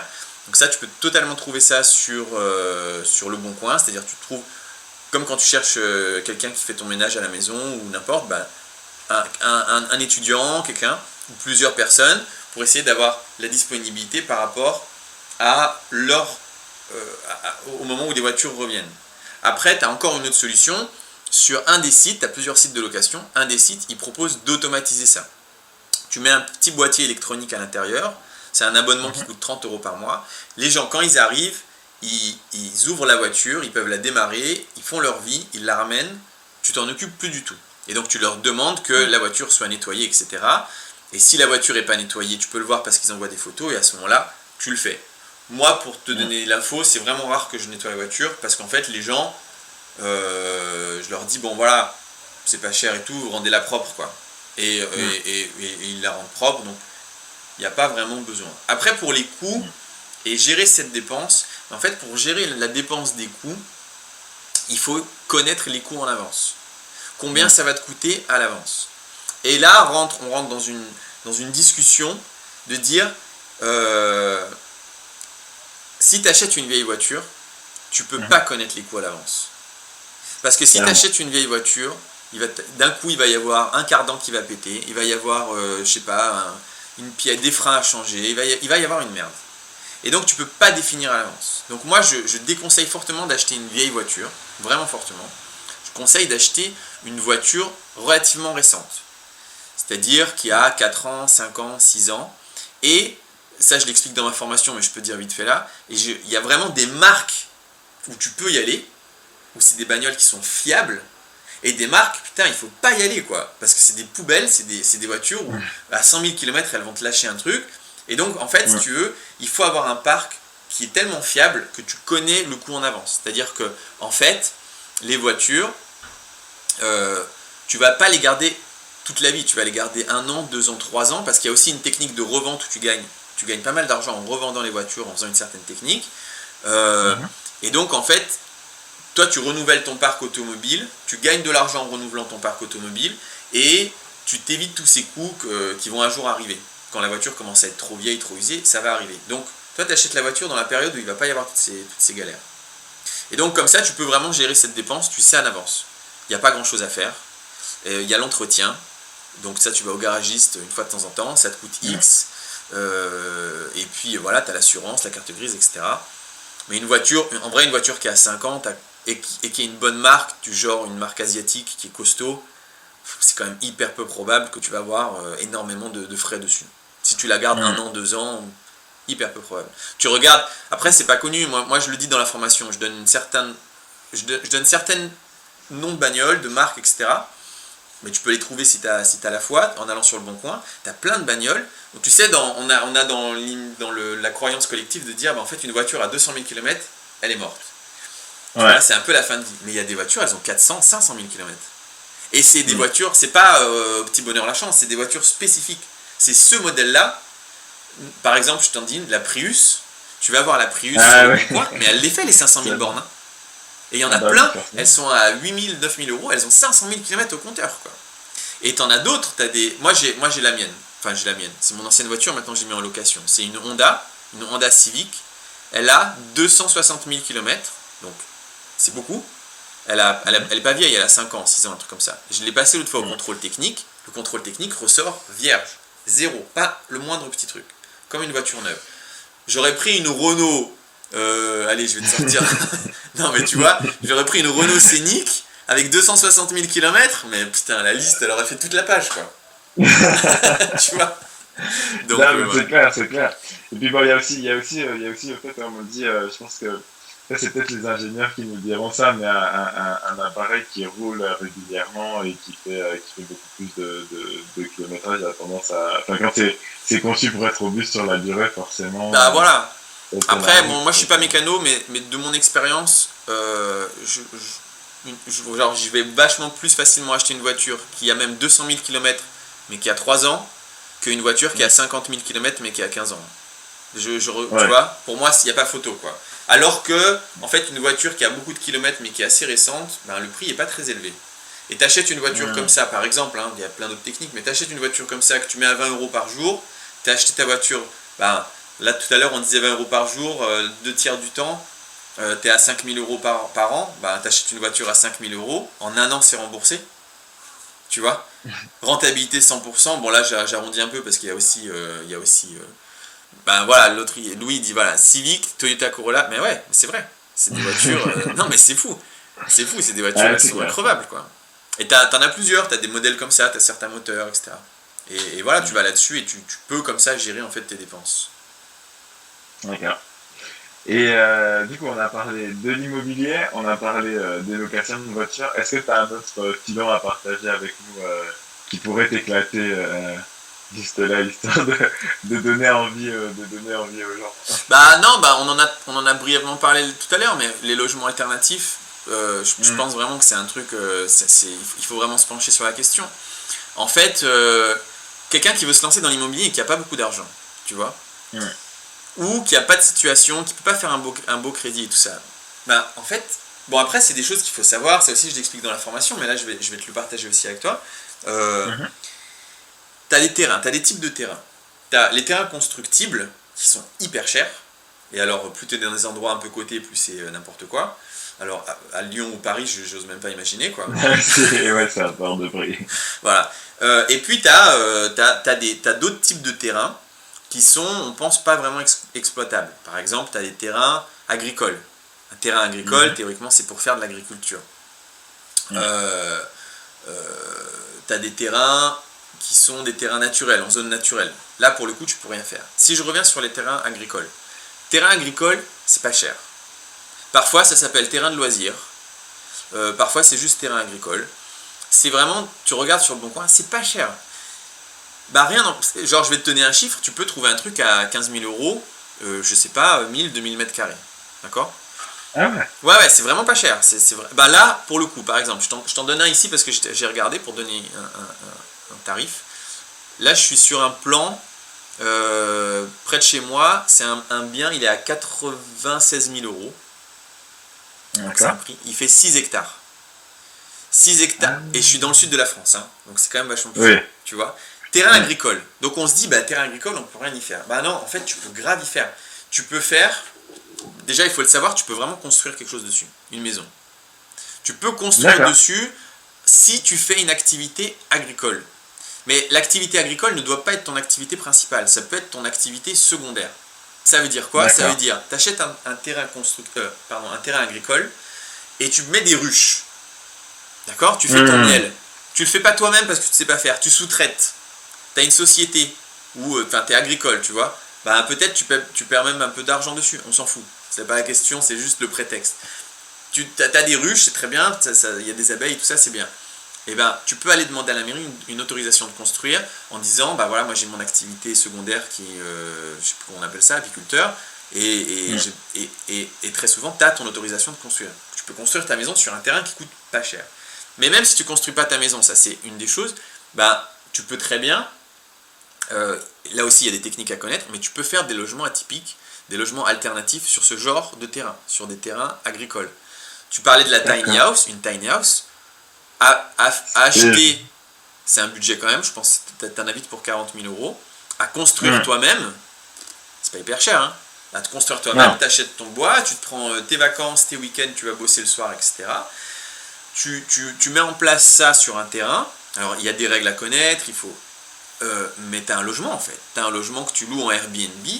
Les gens ils se régalent, ils vivent un truc à la campagne ou même si c'est pas à la campagne, un peu dans la nature, dans un logement atypique. Tu sais, aujourd'hui c'est le monde Instagram.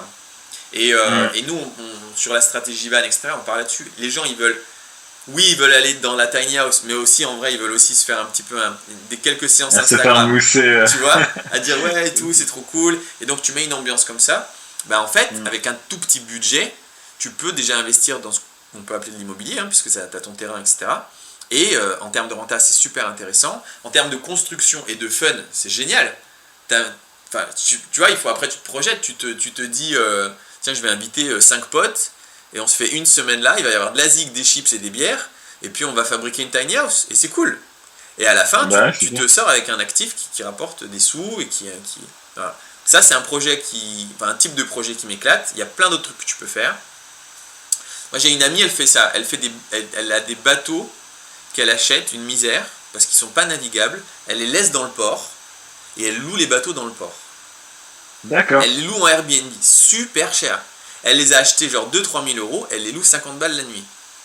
Et c'est blindé. Bah putain, là pareil, on parle de rentabilité, on est à, je sais pas, 200, 300, je sais pas combien. C'est alternatif, c'est accessible, c'est facile, tu vois. Et donc il faut penser un peu comme ça, voilà, des projets qui sont un peu loufoques. Des projets un peu loufoques, tu vois. Et c'est fun. C'est des trucs où tu t'éclates en même temps, et ça c'est accessible à tout le monde. T'as même pas forcément d'avoir vraiment besoin d'un crédit. Tu vois, quelqu'un qui veut se lancer, bah, il va sur internet, il regarde un mec qui vend un bateau, et très souvent il vend le bateau avec la place au port. Enfin, t'as un loyer à payer au port, hein. Oui, bien sûr. Mais pourquoi pas, quoi.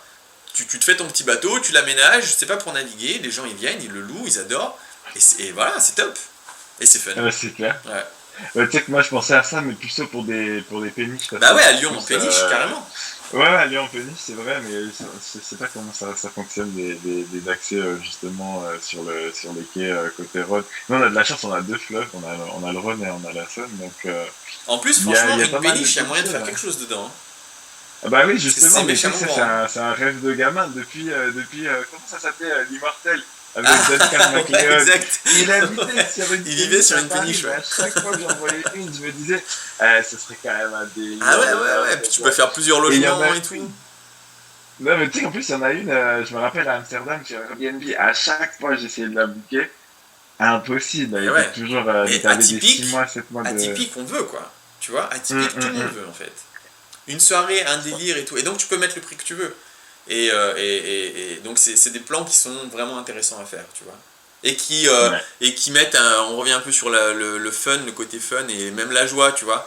Un mec qui loue un Hum. appart en Airbnb, bon, oui, c'est bien. S'il loue une péniche, rien que ça, il est content, quoi, tu vois. Bah oui, c'est clair.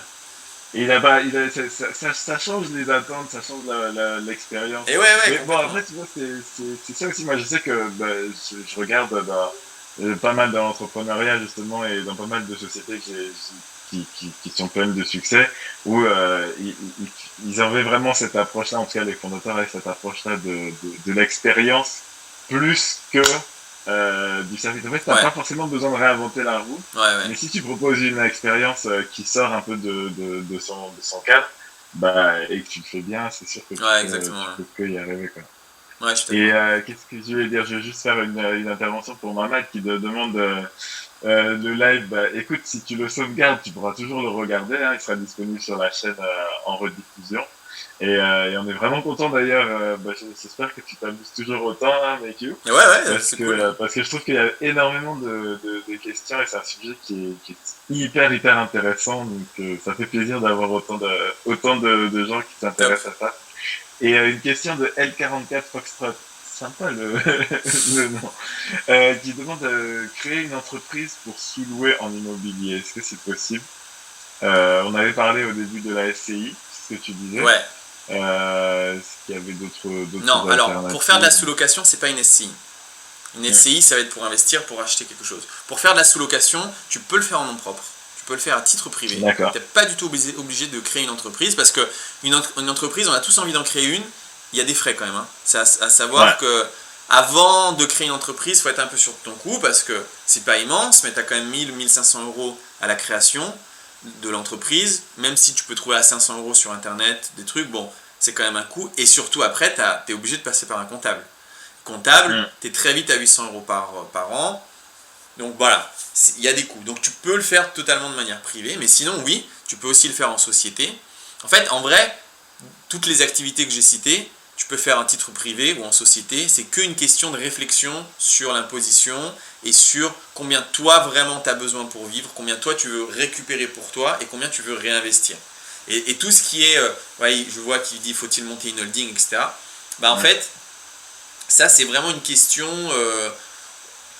En fait, tu sais quoi, je pense que c'est des questions prises de tête.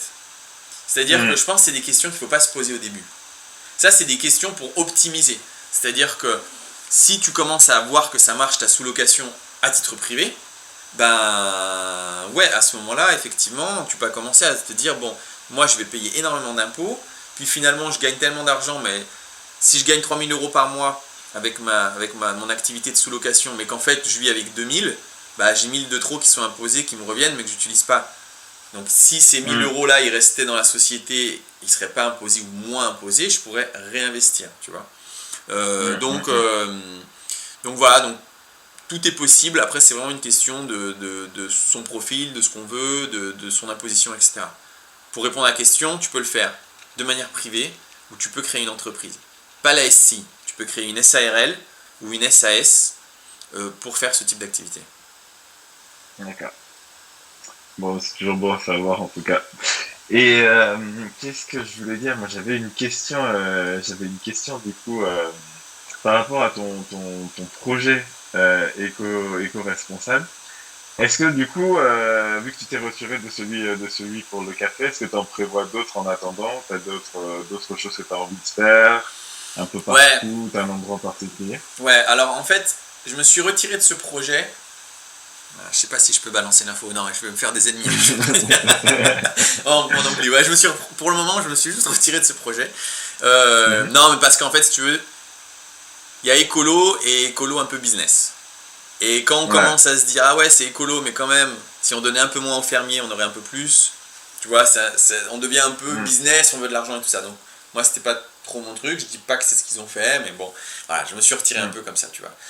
Après, ici, moi, je commence à penser de plus en plus en local. Parce qu'en termes Mm. d'écologie, j'ai une dette, hein, putain, j'ai fait visiter 50 pays, l'avion, tu vois, il a craché du CO2. Mm. Et en fait, de partir en Indonésie planter des arbres, au bout d'un moment, je me suis dit, est-ce que vraiment c'est cohérent, tu vois. Là, cet été, Mm. j'étais sur un navire de Sea Shepherd. Mhm. C'est une organisation qui est géniale pour ceux qui connaissent. C'est vraiment super intéressant d'être avec eux. Mais si vraiment je regarde que le plan écologique, on avait quand même un gros bateau où on a mis des tonnes de Mm. produits chimiques dedans pour le retaper.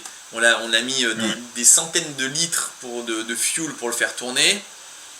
On part, si tu veux, on part en mer pour enlever des filets dérivants et sauver la vie à quelques poissons. Mais tu vois, je me dis, et en plus, tous les membres d'équipage, on est tous venus du confin de l'univers pour rejoindre le bateau. Donc tout le monde a pris l'avion, le machin de bidule. Le bilan, en fait, si tu veux, global, à la fin, je me dis, est-ce que vraiment c'est écologique? Je sais pas, je suis pas sûr. Mm. J'ai un doute, j'ai un gros doute, tu vois. Du coup, je me Mm. dis, local, c'est bien. Et en termes, ouais, en fait, ce que je te disais là avec acheter un terrain, faire des habitations alternatives, c'est aussi pour que sur ce terrain, on puisse faire des activités écologiques, pour que les gens, non seulement ils louent par exemple un bien atypique et que c'est cool, et que ils n'ont pas besoin d'aller en Indonésie pour replanter des arbres, on peut le faire ici, tu vois. On peut Mm. replanter des arbres ici, on peut... j'essaye, pour le moment je travaille avec un gars qui est qu'est-ce qu'il est lui? Un docteur en biologie marine, pour essayer de Mhm. faire, pourquoi pas, replanter ou essayer un peu de réaménager la vie sous-marine ici sur nos côtes, tu vois, sur un projet comme D'accord. ça. Et donc, d'allier un petit peu les deux, de dire, ben voilà, vous pouvez venir dans un espèce de village un peu alternatif où toi tu as la tiny house, l'autre il est sur la cabane dans les arbres, et puis il y en a un, et puis on a un lac, il y a des gars qui vivent là dans les bateaux, et en même temps la journée, ben, tu peux faire des choses que normalement en fait qu'on fait pas trop en France, tu vois, Mm. que ce soit planter des arbres ou essayer de remettre un peu de vie dans la mer, ou tout autre type de projet, il y a plein de trucs qu'on peut faire, tu vois. Mm. Donc voilà, donc de faire quelque chose de local, c'est en projet cette année, mais le problème c'est que j'ai plein de projets et qu'il y a tout le Mm. temps du vent ailleurs. Et du coup, je suis tout le temps. Voilà, je dérive un peu Bah, vers le kitesurf, quoi. mais après, c'était l'intérêt aussi Ouais, c'est de ça, devenir c'est l'intérêt, rentier, c'est c'était de fun, c'est fun. pouvoir te lever et te dire que bon, bah, je Ouais, vais c'est aller ça. faire du kite plutôt que d'aller déplacer une grue sur un chantier ou Exactement, peu c'est importe. exactement ça. Donc non, franchement, c'est un super parcours. Écoute, je sais pas, est-ce que tu as autre chose que tu aimerais partager avec nous? En tout cas, moi, vraiment, je te dis, je prends énormément de plaisir à faire ce live. Je pense que à titre personnel, je le re-regarderai parce que tu m'as donné pas mal de bonnes idées Cool. et de choses pour se lancer. Et je te garantis que j'irai sur ta chaîne aussi Top, pour merci. regarder les formations Merci, que c'est tu sympa. offres Bon, le parce site internet, il est en qu'effectivement. construction, c'est pareil, ça c'est moi qui le fais en mode ah j'aime bien, je découvre un peu, c'est rigolo. Ouais. Donc soyez indulgents, il y a plein de pages, c'est en construction, mais les formations elles sont faites, tu vois, c'est ce que j'avais fait avant. Donc allez plutôt voir les formations plutôt que le site internet, que je fais tranquille le soir quand j'écoute de la musique, voilà, donc ça prend du temps, peinard. Non, mais si, partager des trucs en fait, c'est ouais, un mini discours un peu pour dire que, tu vois, on est hyper formaté dans la vie. En fait, on est hyper formaté. Et toutes les choses que j'ai pu dire aujourd'hui, mais c'est tellement simple à faire, tu vois. Tellement simple. Je veux dire, tu éteins l'ordinateur maintenant, tu regardes, je sais pas, on parlait si t'es sur la côte, de louer un bateau pour en faire un truc. Mais en fait, dans 3 jours, tu peux l'avoir ton bateau, si tu bosses dessus, tu vois. Mais on est pris dans l'engrenage du boulot, de la vie de famille, on repousse toujours à plus tard. Et on a, comme je te disais, on n'a que 30 000 jours, c'est rien quoi. 30 000 jours, c'est vraiment pas grand chose. Et donc, en fait, moi, ce que je vois sur la chaîne YouTube ou un peu sur les interventions un peu que je peux avoir avec différentes personnes, c'est qu'il y a vraiment cette peur d'y aller. Cette peur de s'engager, cette peur de tenter l'expérience, de tenter l'aventure. Et je crois que je vais pas réussir. Ou, tu vois... il y a plein de mecs aussi, ils se trouvent un million d'excuses. Ah oui, mais si mon appartement il n'est pas loué. Et ça, c'est vraiment une grosse question, quoi. Et si mon appartement n'est pas loué, est-ce que c'est pas mieux d'avoir ma résidence principale que de louer un appartement? Est-ce que je devrais pas attendre que le prix du marché descende avant de m'engager, tout ça? Et en fait, tous c'est des questionnements qu'on a, c'est plein de peur qui fait qu'on n'agit pas. Et on reste, les années avancent, tu vois. Les années avancent, on reste un peu, on a ce projet, ah ouais, j'aimerais bien le faire, mais je le fais pas. Et j'ai envie de dire, putain, go quoi. Go, il faut y aller. Tu vois, il faut arrêter de se poser des questions. Au pire du pire qui peut arriver dans la vie, c'est de se retrouver là où on est aujourd'hui. C'est-à-dire que si aujourd'hui, tu vois, t'as un boulot, t'as un CDI, tout va bien. Et que tu te dis, moi j'en ai marre, c'est vrai ce que dit ce mec là, pourquoi pas, je vais essayer de lancer, de me faire un van, je vais essayer de louer des voitures, je vais essayer de me lancer dans l'immobilier. Et que tu te dis, ouais mais j'ai mon CDI, je peux pas bosser. Mais prends un congé sans solde. Tu prends 2 mois de congé sans solde, tu vois, et tu essayes, tu te lances à fond pendant 2 mois dans cette aventure. Tu prends des formations, tu te formes, tu sors, tu vas faire des coups de fil, tu vas visiter des apparts, tu fais des offres, etc. Si ça marche pas, et ben 2 mois après tu reprends ton boulot que tu avais en CDI, ou tu vois, ou tu retrouves un autre boulot ou quelque chose. Mais de se dire, ah je ferai ça plus tard, l'année prochaine, l'année d'après, non putain, il faut y aller, go.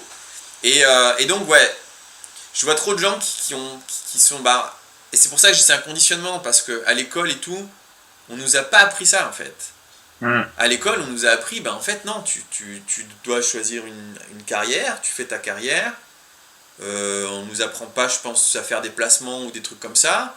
Donc, ouais, tu bosses en fait, et tu t'achètes ce que tu peux avec ton argent. Et en fait, si on écoute ce discours, le problème c'est qu'on va bosser 40 ans de notre vie, on va être à la retraite, et tu sais qu'il y a 1/3 des gens qui meurent 2 ans après avoir pris la retraite. Parce qu'en fait, ils ont tellement vécu que pour le boulot toute leur vie, ils se retrouvent à la retraite, ils savent plus quoi faire. Ouais, ils savent plus quoi faire, quoi. Et 2/3 des gens meurent, tu vois, c'est fou. Et ouais, parce que tu mates la télé. En fait, tu faisais les trucs que tu faisais quand tu glandais à l'époque où tu bossais. Donc, quand tu bosses, moi je fais le premier, je rentre de 10 heures de boulot, je m'affale sur le canapé et je regarde la télé, ou je joue aux jeux vidéo ou des conneries comme ça, tu vois. Quand t'es à la retraite, voilà, c'est les seuls autres trucs que t'as connus. Et donc, vraiment, c'est ça la vie, tu crois? C'est de bosser 40 ans, attendre la retraite, d'avoir une chance sur 3 de mourir 2 ans après. C'est bidon, c'est bidon. Donc, c'est clair que ça fait pas rêver. Ah non, ça fait pas ça rêver. Fait pas rêver. Donc non, tu vois, il faut y aller, il faut aller à fond, il faut se lancer. Et donc voilà, donc ouais, mon truc c'est de dire, lancez-vous quoi. Formez-vous, lancez-vous et c'est parti. Il faut faire. Écoute, moi je suis jaloux de ta casquette, donc là voilà, je sais pas. Non mais alors, je vais l'enlever. En fait, j'essaye d'avoir les cheveux longs et du coup je suis entre les deux là. Ça me saoule, c'est une catastrophe, tu vois. Non, mais je comprends. Du coup, j'ai dit non. Tu vois, c'est encore des questions qu'on n'a pas à se poser, ça, quand on travaille pour toi et toi. Non, mais c'est vrai, t'as raison. J'ai des potes qui ont découvert ça avec le télétravail et en devenant indépendant, je m'aurais dit, c'est vrai que quand tu bosses pour toi, t'es ton propre patron, tu définis tes objectifs. Donc, non mais ça aussi, en vrai, tu vois, quand on est entrepreneur, l'air de rien, on bosse quand même. Là, Ah oui, de ouf. faut pas croire. Non, mais tu vois, j'ai vu la vidéo. Ça m'a fait rire parce que t'as posté le truc de la miniature sur YouTube où on me voit à la plage et tout Mm. ça. Et il y avait juste un commentaire d'une nana qui disait gag. Et je me suis dit, bah ouais, c'est vrai parce que ça fait un peu le mec qui se la coule douce. Non, quand t'es entrepreneur, tu bosses. Mm. Et tu travailles vraiment. Que ce soit l'immobilier et surtout quand t'as un métier, en vrai, tu vas bosser pour atteindre tes objectifs. Et après, quand t'as atteint l'indépendance financière, tu vas te la couler douce un an ou deux. Puis après, tu vas te dire, bon, allez, j'ai envie de faire autre chose et de te lancer. Et donc, tu vas bosser. Par contre, tu vas bosser quand toi, t'as envie. Et ça, C'est ça. franchement, ça n'a pas de prix. C'est quand toi tu veux. Il y a des jours, tu as envie de bosser 15 heures par jour, tu bosses. Il y a des jours où une semaine ou deux, tu fais pas, tu bosses pas, tu bosses pas. Tu as ta copine ou ton copain qui est en week-end mardi, mercredi, ben, tu fais avec lui, tu t'en fous, tu vois. Tu fais Mm. exactement tout ce que tu veux et ça te donne une liberté qui est géniale. Et même si tu continues à bosser, en fait, tu fais quand tu veux, quoi. Et c'est top. Ouais. Ouais, moi, tu vois, c'était plus le côté, tu peux choisir le lieu où tu bosses. Moi, Ah c'est plus ouais, ça qui m'intéresserait le plus, tu vois. ouais, ouais, c'est vrai. Les pieds dans l'eau ou dans une métropole ou en plein milieu du désert. Et tu vois, Donc, toi, je avec ton dirais, métier de tout ce qui est en ligne et tout, genre si les frontières étaient plus ouvertes, mais en fait tu pourrais le faire à Bali. Et tu mm, vivrais une vie trop bien à Bali, tu vois, et ça te coûterait rien, et tu pourrais aller à... Ouais, tu peux voyager, tu peux faire plein de choses. En mm, fait, se lancer soi-même, c'est vraiment bien. Ça te mm. fait vivre une aventure géniale. Et si tu y arrives, bah, l'argent en plus il disparaît, le problème de l'argent disparaît, et tu fais tout ce que Ouais, tu veux, quoi. clairement, Et c'est trop bien. clairement, clairement. Ouais, en tout cas, mec, vraiment, je te le dis, hein, je te le redis, c'était un Ah bah cool, super, super plaisir. merci beaucoup. Je C'était pense bien de que parler avec j'espère toi. en tout cas à l'ATM que vous avez tous appris énormément de choses. Moi, sincèrement, j'ai la tête qui fourmille là. Je sais que j'ai avoir pas mal de choses dont je vais parler avec des amis et qui vont partager plein d'idées. Top. J'encourage vraiment tout le monde si vous n'avez pas eu le temps, si vous arrivez en cours de route sur ce live, n'hésitez pas à le repasser parce qu'on a appris énormément de choses sur le business, aussi bien sur l'immobilier et des astuces d'ailleurs qu'on ne soupçonnait pas, sur l'allocation de véhicules entre particuliers. Donc pas mal d'autres sujets aussi, prise de conscience aussi écologique, on aime bien en parler, avoir des invités Ah ouais, qui c'est ont des important, valeurs hein. et qui nous les partagent, c'est hyper important Ah, aussi, c'est ça fait hyper partie important. de la communauté. Et le dernier point, ouais, n'hésitez pas à le re-regarder ce live, partagez-le. Et comme on a dit, agissez, c'est maintenant qu'il faut le faire. Toi, tu le dis très bien, on n'a que 30 000 jours Ouais, de vie sur Terre, si t'as de donc la il chance, faut hein. en profiter. Si Et t'as si de tu la as de la chance. chance, exactement, donc il faut en profiter, se lancer, ne pas hésiter. Ouais, ouais, ouais. Et voilà, et puis je te laisse le dernier mot et on conclura comme ça. Et ben le dernier mot, c'est go, il faut foncer. Et puis Et, vraiment profiter de la vie. Il faut arrêter mm, de se dire ah, c'est comme ça la vie. Tu sais, d'être un peu défaitiste. Non, non, la vie, c'est de kiffer tous les jours. En fait, si tu kiffes tous les jours, ben voilà, t'as réussi quoi. Donc voilà, go les gars. allez, go les gars, go la Guy. Comment est-ce qu'on disait chez Entrepreneur Mindset, on avance ensemble? C'est tellement dommage que mon source soit pas là. En tout cas, merci à tous. J'ai pris énormément de plaisir à vous avoir sur ce live, à partager tous vos messages et tous vos encouragements. Et Make You, super invité. Merci beaucoup de Merci m'avoir à reçu, c'était toi. super sympa, super cool. Et ben, à au Ah non, plaisir attends, en tout attends, cas. Et puis, attends, attends, je peux dire un truc, un petit ah. dernier truc. Pourquoi je suis Vas-y, là, ah, bah, vas-y, vas-y. c'est parce que je m'intéressais à comment ça marche YouTube et j'ai pris la formation sur cette chaîne pour justement Ouais. développer sa chaîne. Que j'ai pas fini, Ouais. que je suis en, tu vois, Mhm. chaque truc qu'on me donne, je me pose et je le bosse. Donc ça prend quand Mhm. même du temps, mais c'était super intéressant. Pour ceux qui veulent lancer des business en ligne, ou en tout cas lancer une chaîne YouTube, parce que ça aussi, hein, franchement, ça c'est zéro, hein. Ça les gars, ça coûte zéro de lancer sa chaîne YouTube. Mhm. Ben voilà, il faut faire et il y a une super formation là à suivre avec plein de bons conseils, donc Mhm. go, pareil, faut Ouais, faire. c'est vrai que on y pense pas toujours. Nous, on propose des formations justement sur comment réussir sur YouTube. On partage les clés de notre succès, notre expérience et voilà, on fait tout pour vous aider à amener votre business au level suivant. Et c'est vrai que Internet, il y a énormément de possibilités. Et ouais. Juste réfléchissez hors de la boîte, pensez out of the box, comme disent nos amis anglophones. Et on avance ensemble et on est là pour se soutenir. Merci en tout cas pour le contact, Mekiou. Merci à toi, c'était super cool. Allez, bye à bye. bientôt la team Mindset, on avance ensemble.